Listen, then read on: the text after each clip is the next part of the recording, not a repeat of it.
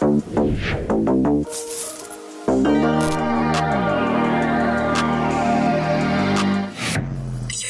in to a Grown Folks production. In the mix. With the commish, Nate.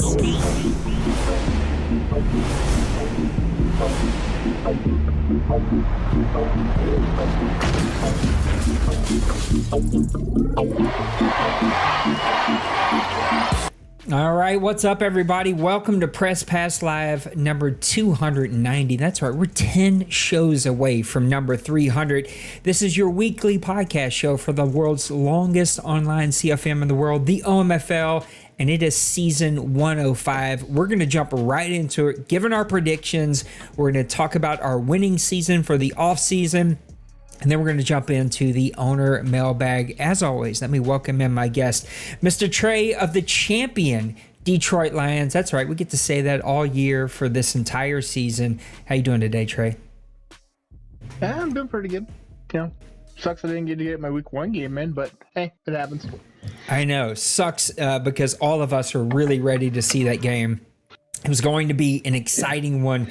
Trey, you got a game waiting for you, though, in the Philadelphia Eagles. So we're going to jump right into it. We're going to give our predictions of how we see each division marching out. We're not going to give our predictions for the bowl game because at this point, I mean, what does it really matter? We're all guessing. We're going to give our predictions, though, of how we see every division pulling out. Maybe even at the very end here, we'll give maybe a quick bowl prediction. But then we're going to dive into Trey and Nate's offseason winner, and then we're opening up the OMFL mailbag. So let's jump into it. We also have a lot of things from Mr. Tony Bono. He gave me a whole slew of things that we're going to have to talk about today. So lots of stuff. Let me check the mailbag real quick.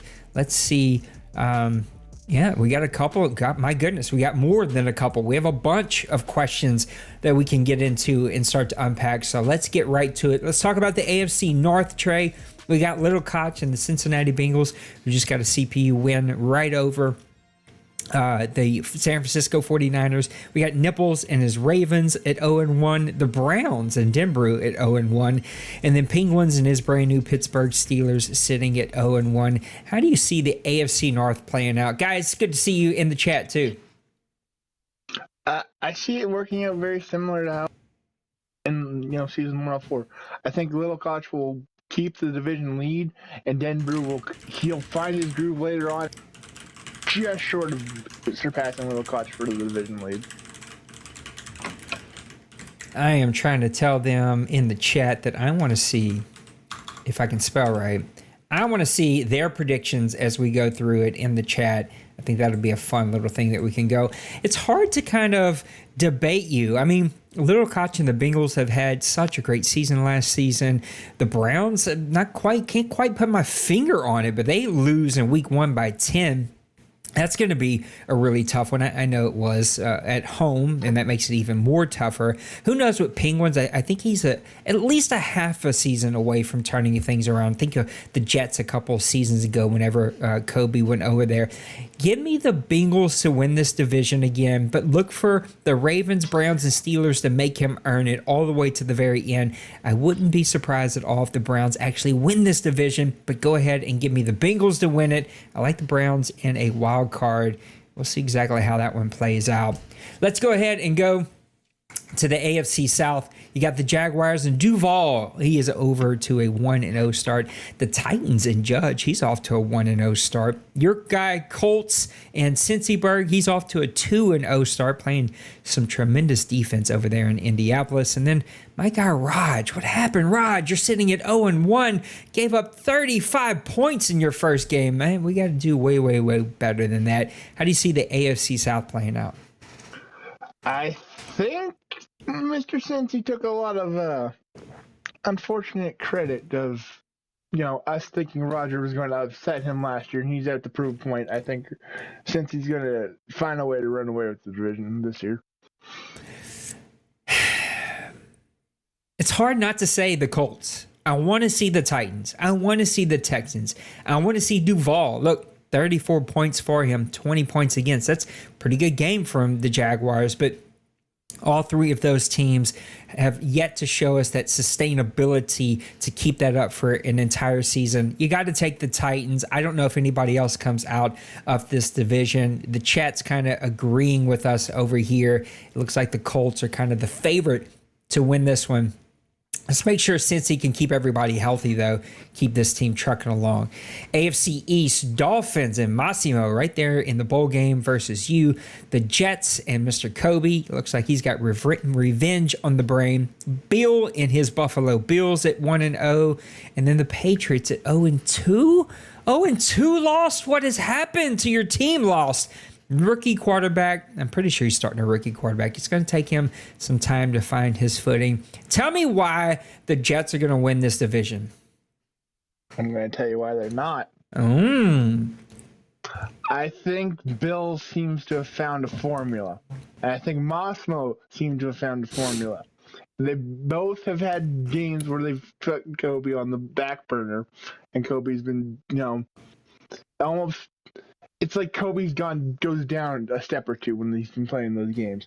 I think this is where Bill's going to surprise a lot of people, and I think Bill might actually upset Kobe this season and walk out as the AFC East. Do you think the Dolphins have something caught in their teeth after that bowl game? You think they're coming out with something to prove?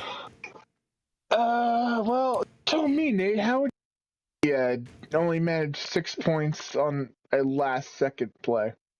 And the biggest game of the season. It would be tough. Bill in chat picked his team to come in third in that game. What's up, Kevin? Good to see you. I like the Jets in this one, but I'm pulling. My heart is pulling, like you said, for the Buffalo Bills. I'd love to see him make the Jets give a run for his money, but you also can't ignore that Massimo went on a great run last year, but he did do it as a 7th seed, so his team's a bit streaky. We've seen that before with him. I'm taking the Jets to win this one with Buffalo to get him one of those wild card spots. All right, wrapping it up with the AFC West, and then we're going to go over to Buckman. Let's see what's going to happen in the West. You got the Chargers at 1-0. What a spectacular game last night. Did you watch the Raiders and Chargers game? By the time I got home, I was dead tired, but I woke up to reading the chat, and apparently I missed a game. You missed an OMFL Instant Classic. Those guys need to get that one submitted. One with just seconds left by the Chargers. Broncos at 0-1. They lost a close one at home. The Raiders 0-1. They lost a close one on the road. The Chiefs, though, at 0-2 are the biggest shocker in this, giving up 69 points. That defense is not helping him out. I don't know who to pick because you want to pick Chiefs, but he's off to an 0-2 start. That's a pretty big hole to begin to come out of there. I'm going to take the Chargers. I'm going with Pepper. I like what he did in week 1. Now he's got to keep that sustaining, but I think this is going to be a weird division. Just the division winner is going to come out of this one. What do you see in the AFC West? Yeah, I think Pepper's finally got that 2-year yucky gunk off him finally. I think he's finally found the groove that he had in season 1 or 102, and then I think he's going to find a way to keep the division lead in season 105. Looks like the chat's a little torn. Bill's taking the Chiefs. Kevin's taking the Broncos. Maniac's checking the Broncos. Deep even wants to take the Broncos. Everybody loves the Broncos. I hate to show y'all they're sitting in 1-0, but we'll have to see how that one plays out. We'll be right back. It's time for Buckman, his very first one. Why I keep saying Buckman? It's not Buckman. What is it? It's What is it again? Bono. Golly, Buckman wins old thing. Sorry, Maniac. You can hit me later. I deserve it. Here we go. We're going to go to Tony Bono. We'll be right back.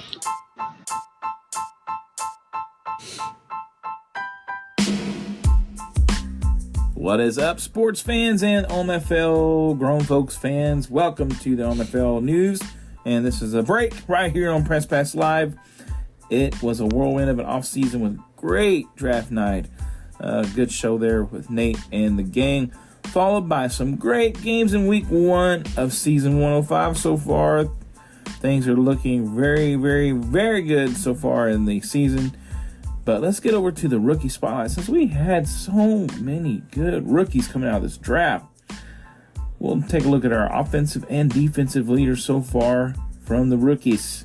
So right now we have passing leader in the rookie department, Justice Walker, New England, 522 yards.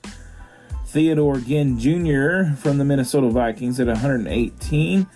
We have receiving yards, Joseph Sharp from the Giants at 190. Whew. All right, on the defensive side, we have tackles, one wall. Detroit with 7 tackles. Sacks, we only have Geo Booker from Seattle and Kyle Franklin from New Orleans, both tied with 1. And then we have the interception leader of the rookie, Damon Fox of the Denver Broncos. So there is your rookie spotlight so far for season 105. So let's kick it back to Nate and the gang at Press Pass Live. We'll be back with more, so stay tuned. Do not touch that dial. Thank you, Mr. Bono. Do not do what my friend Kim Mulkey did yesterday and said, turn the TV off. Don't turn the TV off here. We're still breaking down a couple more teams. Let's do 2 divisions, then we'll take another really quick break as Mr. Bono's got us a whole handful of them today. I think they're going to be fun. Let's start with the NFC West. That's right. I want to end with yours. We're going to go all the way up to the NFC North. We're going to save that one for last, though. I want to start right here with the NFC West. Tell me why we're all going to pick the 49ers again. Because it's D money. Yeah, I'm afraid you're right. Is there? There's nothing else you can really say. It's D money. If he plays, you're probably going to lose. If he doesn't play, you might actually get a win. Yeah, I don't know what to think about this one. This one's a little bit tougher. I don't know, man. There's so many really good teams that are like right there on the cusp. I played the Rams this past week, and I'm telling you, that team is really good. He has got one of the best, if not the best, defensive lines I've ever seen. The Cardinals, we've seen them kind of hit and miss and kind of, sometimes they go streak and sometimes they don't. And the Seahawks, they were red hot last season, but D-Money is D-Money. And I think seeing how the Seahawks finished the season last season, seeing that the Cardinals have brand new ownership, seeing as Tim has yet to get really consistent with that team, could you argue that this is one of the weaker divisions in the OMFL? If it wasn't for the fact that Dean Money is there, you get to a foregone conclusion. And it makes it even tougher. Not only is this guy a great player, not only did Raj send him a 99 speed wide receiver, when he's plugged in, he's so good, but he's in one of the weaker divisions. God, it's like everything just stacks up against him. I'm taking the 49ers. Do you see anybody winning a wild card in this division, though? If the Seahawks can right the wrongs of last year and not fall off in the second half, it's very possible. Yeah, it'd be super interesting. Let's go to the NFC East. We got the Eagles at 1-0, the Commanders at 1-0, the Cowboys at 2-0, and the Giants at 0-2. The Giants, Colin, what has happened?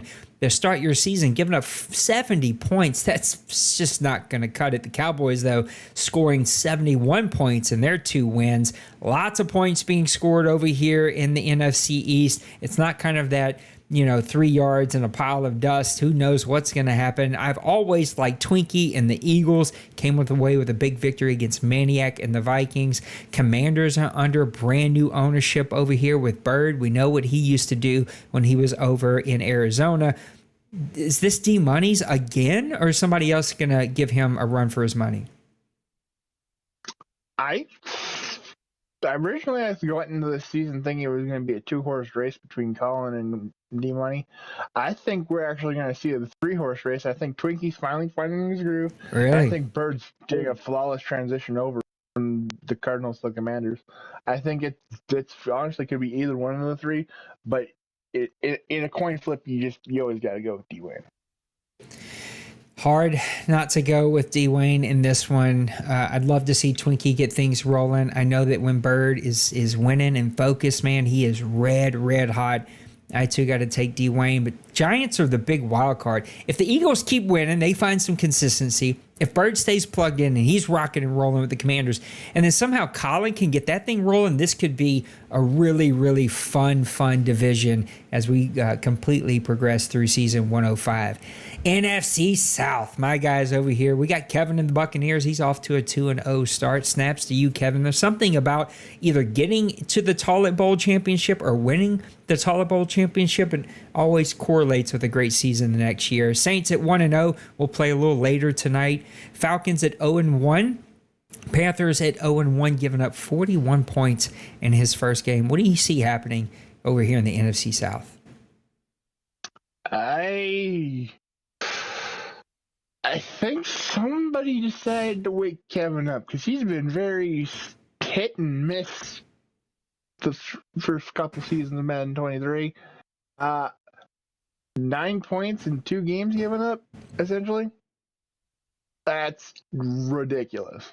It's pretty good. I think Kevin has the ability that he could pull the, what most would say would be the upset, but I know you, Nate, you're not going to give yourself much credit. I think he could definitely be the leader of the NFC South with you two battling, and honestly, one of you guys being in one of the wild card spots. Falcons scare me. I know they're sitting at 0-1, but that team is just so loaded, and he is so good of a coach. They're a very scary team to me. Yeah, scary team, but you can have all the superstars on a piece of paper. Doesn't mean nothing until you get it on the field. No matter his record, Kevin always wins one of those games against me. I'll pick myself to win, but it's going to be a tight race all the way down, trying to practice some of that self-confidence that Cincy Berg was talking about on Down and Distance. But look for the Buccaneers, Falcons, Panthers to battle to the very end. This will be a fun division. Let's get over to Tony Bono before we turn our attention to the NFC North. I've saved it for the last. You're the champion. You deserve to talk about your team and your division last. Let's get over here to Tony Bono. We'll be right back.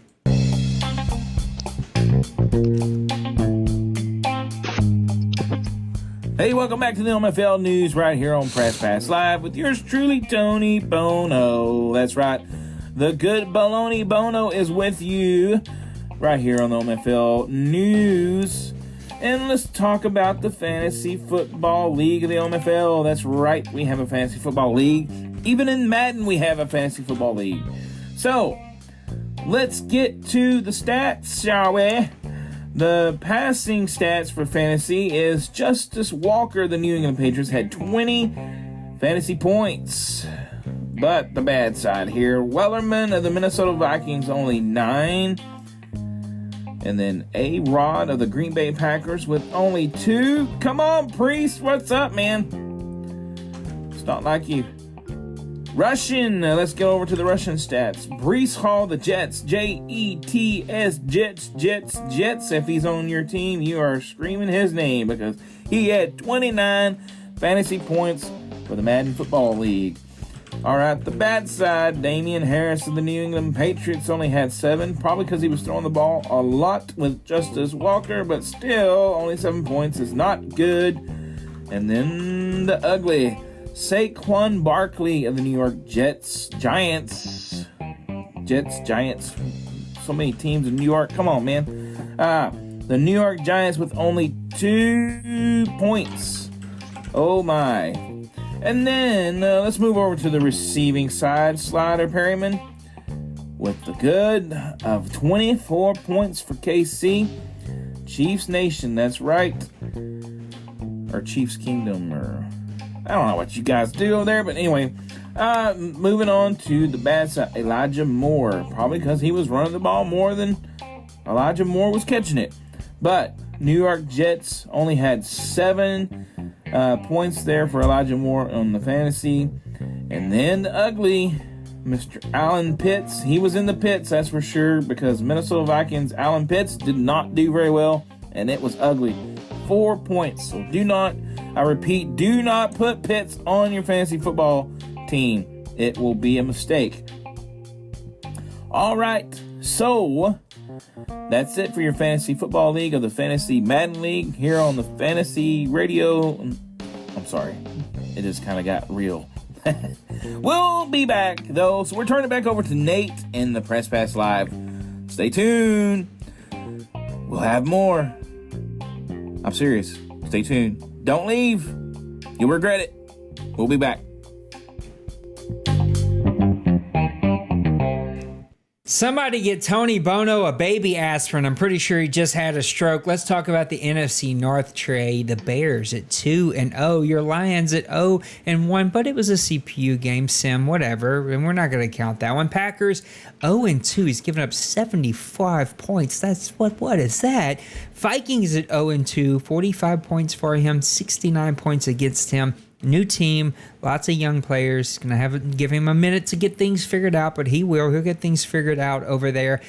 Of course, you got to pick the Lions to win this one. There's no way you cannot pick the Lions. He's owned the NFC North for multiple years. He's coming off his first championship. He's going to be looking to move into the second championship. I think Big Hurt, though, has figured out some things with his Bears. He's definitely going to get things, moving in the right direction for season 105. Can never count out the Packers. Now we got to see, is Aaron Rodgers done for? Is this now over for him? Is the Aaron Rodgers time and those high touchdown, low interception numbers, are they done? And then how much time does it take Maniac and his Vikings to get going? That's going to be the big question. Give me the Lions to win it. Bears are going to get a wild card. Those other teams are going to hopefully make them fight for it as we get towards the middle point of this season. Trey, tell me why your Lions are going to win a second championship in a row here. I like your confidence in myself, but I'm not that overly confident with my team. I don't even have myself winning my division. I think I was finally to the point where somebody finally takes the crown off my head, upsets me, tries to rub it in my face, they beat me after I won my bowl game. And I think that man will be hurt. I think he's got all the puzzle pieces finally together. He had majority of it last year. It was hot and cold when he was on. He's showing that he's on point. He's putting up points. I think Hurt just squeaked out the division lead. Following with me a close second, and Maniac trailing behind in third. Sims suck no matter when they happen. They hurt just a little bit more whenever it's the first game of the season. It just you got to kind of get that funk off of you whenever you finally do get to play. So I'm excited to see that Lions-Eagles game as soon as Press Pass Live is over. And there you have it. That is all of our divisions. When we come back, we're going to go to another Tony Bono. But when we come back, we're going to give our off-season team that we think won the off-season, or probably better said, greatly improved their stock after this offseason. And then after that, we're going to open up the OMFL mailbag. There's still time to get your questions in, so go do that right now. We'll be right back. Tony, take it away.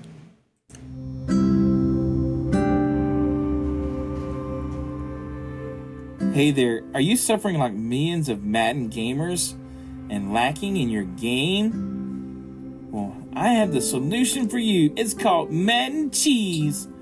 We have our most popular Gouda, Cheddar, and American.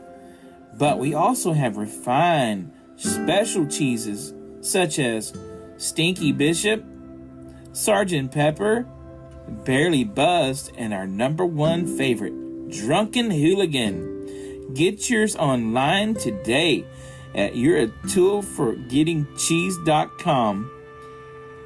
There is some side effects, though, that could cause some issues with a commish, hated around the crowds, cause a stink, and in severe cases, kicked out of communities. Operators are standing by, though, to fill your needs. Remember, Madden Cheese. That is the craziest thing I think I've ever heard in my entire life. Go order your Madden Cheese today if you're looking for it, but know that you've been warned. We'll exactly see how that works out. Okay, let's talk about our off-season winner. I'm going to go first here. I know, I get it. He's sitting at 0-1, but I got to go with the Atlanta Falcons. The Atlanta Falcons, I think, improved their team so much. Having the number one draft pick is going to definitely help you with that. He took Parker Cole. Look, They're going to be bumps and bruises. I don't care how great, and this guy is great. I don't know if you've checked him out lately. You should go check him out. This guy is going to be a Hall of Famer here. He's got to work out his little bumps and bruises that come whenever you have a rookie quarterback. He needs some hair on his head. Outside of that, though, this guy's going to be spectacular. He also brought in a couple of other players. He's got Derrick Henry from last season. He's still going to be able to get the job done. Colt can run. You can see he's got 3 runs for 30 yards in his first game. You still have Walters, Ridley out there, Pitts, Mooney, lots of good playmakers over there. We know what Pitts does, especially on third down. Mooney's a big play guy. Ridley's a big play guy. And then that defense is just superb in all of the ways. Micah Hyde still getting it done. 7 tackles in week 1. Clowney coming over here with 2.5 sacks with this team. Deion Jones is my guy. 5 tackles on the day. I really, really like. We got to go fix this one guy, though. Somebody help me remember. Go fix whoever this dude is. Matter of fact, we're just going to go ahead and fix it right now while Trey gives us his guy. I like what the Atlanta Falcons did this offseason. I think that they're my offseason winner. Who do you have as your offensive winner? I have my offseason winner as the Seattle Seahawks. I think they made a lot of interesting moves and made some really good picks in the draft. I know, if I remember, they drafted 2 outside line, 88 speed.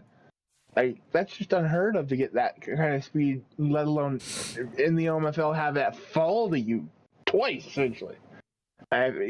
Those guys potentially could combo up and, be a deadly duo for Defensive Rookie of the Year, maybe, even.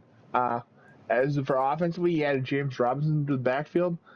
If Jeff George can right the curse of last year's season, that somehow he still won the Rookie of the Year in. It's looking to be a very, very deadly team. Since we're on the subject, what is it going to take for the Seattle Seahawks to keep that kind of long-term sustainability that we seen him not have last season? Well, we played the final week of last year, and he eked the win out against me. But a lot of it was just if he wasn't moving the ball with one quarterback, he would immediately switch. You can't be doing that. You have to stick with one guy and find the momentum. Whether it's just, if you take a bad game on the chin, or you sit into the practice after you're done your training and just practice your throwing and under pressure and whatnot. He needs to find the rhythm with Jeff George and run with it. Yep, I agree with you. Really, really good team. A lot of teams had really good drafts. We didn't even touch on the Bucs. They had a great draft. Look what they're kind of off to that hot start. There's a lot of really good teams out there that I feel like had a really, really solid draft. Probably the second or third draft in a row where I feel like no one got it wrong. Everybody did really, really well. Some did more well than others, but a lot of teams did really, really well. Last Tony Bono segment. When we come back, we're going to unpack your mailbag questions. Now's the time to get them in. We'll be right back.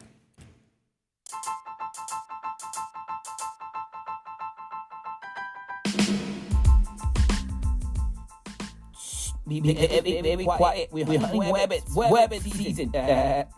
Just joking. It's Tony Bono. And the OMFL News right here on Press Pass Live. Let's get on to the last segment. And let's go hunting. Because there ain't no rabbits here. We're going to go hunting in the Week 2 schedule for some games that happened this week. So let's get on to it. The Dallas Cowboys defeating the New York Football Giants 44-30. Big stat here was Blaze with 4 interceptions. That solidified the win for the Dallas Cowboys, taking a 2-0 lead in that division. Next up, we have the Jets versus the Pats, and it's Jets, Jets all the way, because Breece Hall, with his 4 touchdowns, was the big difference here in this matchup. And then let's go over and look at the Packers versus the Tampa Bay Buccaneers. And man, this would not be close because the Buccaneers just took it to the Packers. Big stat here was A-Rod with a passer rating of 20.4 in this game with 3 interceptions. There's a lot of holes in that cheese in Green Bay. And speaking of passer ratings, not looking real good. Well, it wasn't really the passer rating. It was the sacks, because the Bears took it to the Minnesota quarterback, sacking the quarterback 6 times, knocking him down 15 times. Would cause also 2 interceptions, one that was returned for a touchdown, a fumble returned for a touchdown. And so that was not pretty. The Bears mauled the Vikings. And then last but not least, we have the Indianapolis Colts versus the Kansas City Chiefs. And this game was a tight one, a close one all the way to the end. 28-21, the Colts solidified the victory in the late standings of the game. But this game would be known as the game of the duel of the Whiteouts, because both Perriman and Thomas, Perriman of the Chiefs and Thomas of the Colts, both had 100-plus yard days, and both had 2 touchdowns. That was just an amazing stat there for that game. So that is it for today. So we'll turn it back over to Press Pass Live. Thanks for tuning in. We'll catch you next time. Peace. There you have it, Tony Bono. Thank you for the content. Love it, love it, love it. Let's open up the mailbag and start talking about some of these questions that we got. We got a lot of them here. Listen to me. He says Massimo, but this is from Cincyberg. He says, do you think Massimo can repeat his success last season with the deep ball, or will he have to come up with new ways to win? I think that's really an interesting ways to phrase it. And somebody who also loves the deep ball, what do you think about Massimo and his deep ball? Well, if anything, with everybody watching, I showed exactly what happens when you rely on the deep ball. I changed my game strategy up. He kind of seemed to want to stick with the deep ball, and there was 41 points one side and there was 6 on the other. I think he's going to have to try to find and adapt like how he was at the beginning of the playoffs, where Cam Akers seemed to be a priority in his offense. If he puts that into a combination of the two, he could very well stick on the run and maybe not be the 7th seed, maybe be one of the top 4 seeds. Yeah, I was one of the teams that got hot and went on a run. Watching what Massimo did with his team to get on a run, I believe that anybody can get hot. We know that he loves the deep ball. His quarterback is so crazy good. The problem with the Dolphins is the problem for a lot of us, just way too many interceptions. And you could see how that game in the bowl game just got away from him. And when the playoffs get here and teams with really great defenses are now the teams that you face every single advance in the playoffs, even when you get to the bowl game, you've got to have a multitude of ways to attack teams, or at least the ability to pivot and get back to the game plan that you want. So if it is pushing the ball down the field, you've got to open that up by running the ball, establishing the underneath, getting the teams to come up, and then trying to hit him for that shot. I think it's just hard in the OMFL to spread people out and get the ball deep with the pressure, with the interceptions, with everything. So I don't know that he needs a new way to win. I think he needs a slightly balanced more way to win, especially as he gets to the playoffs. Second question, is Parker Colt enough for Atlanta to make a run at the division, or does he need more pieces with Henry and Pitts? Interesting question. What do you think about Atlanta? I just went over and looked at the roster as you brought them up as your favorite. Offensively, no, they don't need pieces. Defensively, you have like one corner and then a bunch of guys that should be in the CFL. You need help immediately. I think he's always going to be a problem no matter his quarterback. I do believe something's getting people's heads, and that keeps you from winning. I've watched it multiple times with myself, with other players, and I think in his head, his quarterback was just not playing well, and he couldn't get over that, and so he needed to move on, and he got a great one. But anyone, even with the great ones, rookie quarterbacks suck for a bit. It takes a little bit to get them where you want them. It's going to take him half the season, 10 games. And the problem is he has a lot of divisional games up front. Now, if he beats me this week, we play tonight, this could be a completely different conversation. But already losing to the Bucs, he's got a lead already in the NFC South. It's hard to overcome those early divisional losses with a rookie quarterback. I think Parker Colt is plenty enough. But as Trey said, his issues lie other places. I don't think he makes a run this season, but he's a super, super scary team, especially for me. Colin, with I almost said the Panthers because that's what his avatar is. Colin, you've been the Giants for quite some time. Love for you to change that avatar if you get a chance. After 6 of the 10 MVP candidates in the game last season were defensive ends, were there any thoughts or discussions about putting any restrictions back on user defensive line during the offseason? There was not, but only because it is a sensitive subject for me. I loathe user defensive linemen. And for those of you who only do it on 3rd and longs, I loathe you even more than the rest. I played the Rams week 1, and his defensive lineman made me want to kick a cat or a small child, to say the least. Him using those defensive tackles insta-shed in the backfield before I even had a chance to get out of the drop back animation just drove me nuts. It just doesn't even feel good. I just don't like any of it. But it wasn't brought up by anybody else. And anytime I'm super passionate about something and no one else wants to talk about it, it just feels like it's just me, so don't bring it up. I would also say, Colin, that I hesitate from that specific conversation because of one of Maniac's questions that we'll get to in a bit. The community decided to go full no switch for this Madden cycle. And I feel like there has to be some give and take. If we're going to go full no switch, the give and take was user defensive line. But I wish we could at least limit it somehow, some way, because it is a bit of it's a pain to face. What do you think about defensive linemen now that I just ran it for 10 minutes? It's a very touchy subject because I know you and I had a talk towards the end of last season. Something just didn't feel right. It just seemed like the pass rush numbers spiked after EA had their kerfuffle where they locked us out for like 4 hours.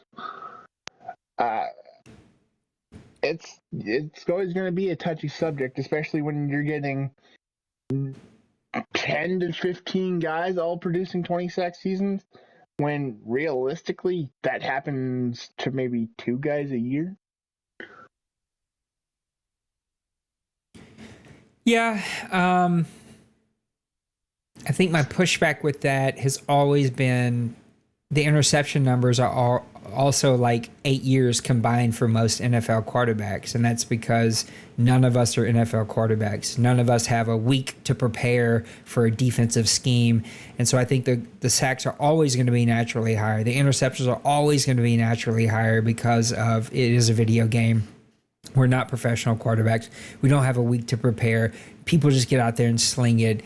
I don't know what to think. I think maybe if after watching this, if some of the board members who I know are in here, feel like it's worth a conversation, I'm open to it. But my feedback to Trey when he brought it up is that it really is for only a select few of teams, because there are teams like mine who gets almost no pressure without the speed rusher. It's a speed rusher issue. And Trey, I know, fully believes, and I don't disbelieve it, but like having abilities on kind of counteract some of these speed rushers, and we don't play with abilities on. So I'm worried about pumping up pass block, but I'm open to the conversation. Somebody else has got to bring it up, or I'm open to here's the other problem. You start putting like these like really specific in-game restrictions around. Well, you can use a defensive end when it's a 3/4 moon and the black crow has crowed 6 times and it's foggy outside, but 2 plays later you got to switch to a defensive tackle and then you got to play as your grandmother for the rest of the next series. Like, no one remembers all this stuff, and then you start getting FPR breaks and fights, and it's just like the more rules we add in, the more goofiness we get, And so it's just easier to either say no one can use it or everyone can use it. But I'm going to let other board members kind of start that conversation again if they feel like it. So let's go to Maniac. He's got a whole essay written here. What has been the biggest surprise during the last offseason? It could be a player pickup, a player that was traded away, or team drafted player. That's a really good question. I don't know if I have a super big surprise. Any big surprises sticking out to you? Well, what caught me by surprise, and which led to, thankfully, me winning a lottery, I didn't expect Khalil Mack to retire. That was surprising. That was a bit surprising, but he was getting older up there. I would say one of my biggest surprises was to see Penguins leave the Commanders. He had built them up to be a perennial playoff team. I know that the Steelers are the team that I don't know if they're his favorite team, but they're one of the teams he's built up here before. I know he's got a special place for them. So it was just surprising to see. Around the Pittsburgh area. Okay. It was just surprising to see that transition taking place because he does have quite the journey ahead of him to rebuild. He'll get there. He'll get it figured out. I think the other surprises were some of those top draft picks were up for discussion and possibly up to be traded. And that was shocking to see some of the top teams who needed those top quarterbacks be open to trading away some of those picks. Question 2. What do you think is the hardest thing to deal with when taking over a new team that a former owner may have molded differently than what you would do? That's a really good question. I haven't had to deal with it in a couple Madden since Chaotic left, and he and I don't switch every other Madden. I would say that the toughest part is that defensive makeup, right? Whether it's a 4-3 and you want to run a 3-4, vice versa, or even the specific pieces and like the prototypes of those specific pieces. To me, the defense is always the hardest spot. But for you, I know you've been in the Lions forever now, but you've played in other leagues. What's the hardest part of taking over a team? Finding the groove. Like, I've gone from like leagues where I was the Raiders back in like Madden 15, where it was you had Derek Carr and Khalil Mack, and then I move on to where team that's like Carolina, where I have Christian McCaffrey, and it's just like you have different pieces and you get used to playing with a certain style, and then you go to a different team and it's like, how do I? Can I do this? Can I do that? Is that still gonna work? It's a mind twist. You're almost playing chess with yourself at that point. Yep, I agree. Here's going to be a touchy one, I'm sure. I've noticed the AI for teams with lower awareness players seems to be more prone to miss plays. Before I continue, I would say that's kind of the point. Easy plays, being made with not being able to switch on playing D, tackling. A lot of parentheses here. What has been the feeling about the OMFL's move to this style from Madden 23? Good, bad, neutral. He's talking about full no switch, not being able to switch. I still like it. I think it has been good for the league. I think it's been good for parity. I think the scores show that. I think the champions show that. Anyone literally can win anytime. Yes, we have our top dogs who win more often than others, but that ability to not just put speed on the field and then recover by clicking and getting, every user tackles a tackle, every user pick is a pick. Now you actually have to build a team. And yes, the trade-off is that sometimes they take bad angles. And yes, sometimes they drop easy interceptions. But I'm willing to make that trade-off to force guys to strategically build an entire team and strategically think the plays that they're calling, the positions they're playing, and I think it also allows really good stick skills to shine even more because there is a greater platform for that to shine than just the ability to put your team out of position and being able to switch quickly and have speed and make up plays that you shouldn't be able to make up. I don't want to talk for Trey, but I will use Trey's team as an example. Reverses, wide receiver toss passes, screen plays. Like, these are real plays that you can actually use that were never usable before because of the quickness of people switching and making the tackle. So I personally love it. I equally understand people who maybe don't love it, and I would never be closed off to not going back, or I wouldn't even be closed off to not even going full, just regular Switch mode where you can switch all the time. I just personally think today, answering this has been a really enjoyable way of playing Madden. It's been more strategic, and it's been a lot more parity in the league. What do you think, Trey? Yeah, I fully agree with you. I don't want to bring this back to the nightmare of our game in the playoffs, but the play that got me the win. I wouldn't have called that reverse in that situation in years prior, but just because speed, guy could switch on and Uter. But because you lined up in a goal line defense, that play worked perfectly. I caught you on the linebacker playing on the right side. I motioned Jameson Williams from the right side across, and your guy just wasn't fast enough to keep up. And but that gave me the touchdown. Those plays are becoming more prevalent, and you see the screen plays happen. You see these big screen plays go for 20, 30 yards at a time, whereas before, you were lucky if you got back to the line of scrimmage. It comes with its pros and cons. Like, I've seen times where my guy will be running at the guy to tackle him, and the guy makes a small step to the right, and my guy goes, what the heck happened? Where'd he go? Other times I see it where, the right tackle goes to go block the end and whiffs and goes flying 30 feet. It's got its pros and cons. Do I like it? Yes, I voted for it. Would I be against going and changing it? No. It's what the league feels comfortable with. I personally am in that ballpark where how we play, we can adapt our style to how we choose. Great question from Bill as we come to the end here. And I also say, Maniac, I know you were not here for that, but a majority of the league, it wasn't even really a close vote. We did it 3 different times. A majority voted for the full no switch, and it'll be another topic of conversation for next Madden. I think this is how we finish out this Madden, unless somebody puts it up for a vote again. But it will be a conversation for next Madden as well. Bill says, which offensive rookie and defensive rookie do you believe will have the biggest impact on their teams? I think that's a really great question. What do you think, Trey? Just because I want to annoy you with this one, I'm going with Cameron Reese. Why is that one going to annoy me? Because it's my fullback that I drafted. Oh, yeah. I was happy about. Yeah, that's right. I forgot about that one. The guy who is supposed to be a halfback, but my guy Raj didn't pick up that they got accidentally messed up and swapped around. All right, I'll take it. Are you playing him at fullback? Oh yeah.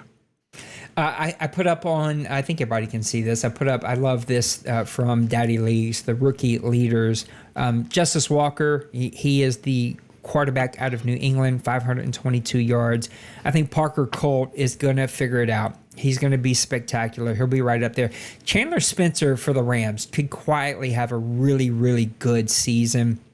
Virgil Jennings out of Cincinnati, 129 yards. Theodore again, drafted him on my fantasy team, so I need you to keep feeding him, Maniac. That guy had a spectacular week 1 game. I didn't get to see his game last night because it happened so late, but he's already got 118 yards. Joseph Sharp out of the Giants, 190 yards in 2 games. I mean, you know what Colin can do when he's got really good, fast playmakers over there, and Sharp is going to be one of them. Over on the defensive side, Juwan Wall for your Detroit Lions has already got 7 tackles on the year. A couple of guys have sacks, including Kyle Franklin, who has moved now full-time to defensive end. We'll see what he can do. And Draymond Fox out of Denver's got the 1 interception. I think it's going to be very offensive heavy. It always is, but it won't surprise me if one of these defensive leaders gets pretty high up there in the sack numbers. I pick one, I don't know. That's a gun to my head. I have no clue how this will be playing out. To pick it. Yeah, I think you're going to see, though, the Parker Colts, the Chandler Spencers of the world, the Justice Walkers of the world, Virgil Jennings, Joseph Sharp. Those guys are going to just keep adding up. Tom Bradley for the Buffalo Bills. Those teams are just going to keep adding up as we move through the season. Whew, we have talked about a ton here today. We've given our predictions. We've given our off-season winners. We've even opened up the mailbag. I appreciate you guys for doing that. Trey, one last Fun. You did. Yeah, look, You deserve it, look forward to and it. you already got your trophy. yeah, bravo to there's a side note. Bravo to the mail department because you got that Wednesday night. It was here Friday morning. Yeah, crazy fast, crazy But I expensive. look forward to I imagine. I look forward to a lot of surprise teams making an impact in season 105. Yep, I agree with you. Side note, anybody who would like to toss a few dollars our way, these trophies they have tripled in price. They are crazy expensive. I got a couple board members seeing if they can help find them a little bit cheaper, but I think it was almost $60 to send Trey his trophy, and we are drained. And Nate's going to start putting his own personal money to keep us going for the rest of this Madden. We'll have a fundraiser in June or July. But if anybody wants to help us out until then, I'll take a little $10 here and there to go through these last few trophies. Final thought for me, we're going to do an all 22. Probably can't tonight, but I was hoping I could get to one really soon. Probably do it Tuesday or Wednesday. Wednesday's probably not going to happen. I don't know. Here soon, this week, I'll do an all 22. There's still some things FPR we got to clean up. Closed bunch, close formations. That's still an issue. We're seeing a lot of 8 in the box. I had a game. I talked with my guy Tim, 51% 8 in the box. We got to be mindful of these things. And I think anytime you have a knee-jerk reaction to go to this specific play in this specific formation with that specific situation, you should pause and go, why? Why am I calling that now? And do I go to this a lot? Am I seeing a lot of the same styles of formation? And for guys who say you need to write it down, I've learned how to get over that. If you got to write it down, whatever, you do you. We're all adults. I don't need to write it down. I know, I've called, a ton of bunch. I've ran a few too many, what am I looking for? Crossers. I've ran, too many, corner route, whatever. When you've called too many of something, when you're leaning on something, just mix it up. Find a playbook. I've uploaded my custom playbooks. Even if you don't like all the plays, at least you got 500 plays on both sides of the ball to choose from if you don't want to build your own. I always tell people, go build your own, though. It's worth it. All right, let's get out of here, Trey. Thank you for doing our prediction show. Season 105, week number 2. It's already way underway. Thank you, Tony Bono, for all of the great OMFL news sections. Thank you for all the newsletter or new mailbag questions that you threw at us. Lots of good stuff to start off season 105. I can't wait to do an all 22 OMFL experts to walk through just some of the FPR issues that we're seeing. We'll be back with you again next week. Come hang out with me tonight, okay? Saints Falcons, 9:30 Central Time. Should be a really fun game. Hopefully, Saints can move to 2-0. It's a big, big game. I hate division games this early. Trey, how do you feel about division games early? Prefer them better than having them at the end of the season. And I like them at the end. At least I feel like I've found my groove. I know what my team's going to play like. All right, there you have it, guys. We'll see you in the next one. I love you. You matter. Make sure you hit that like button if you liked the show today. We'll see you in the next one, all right? Peace.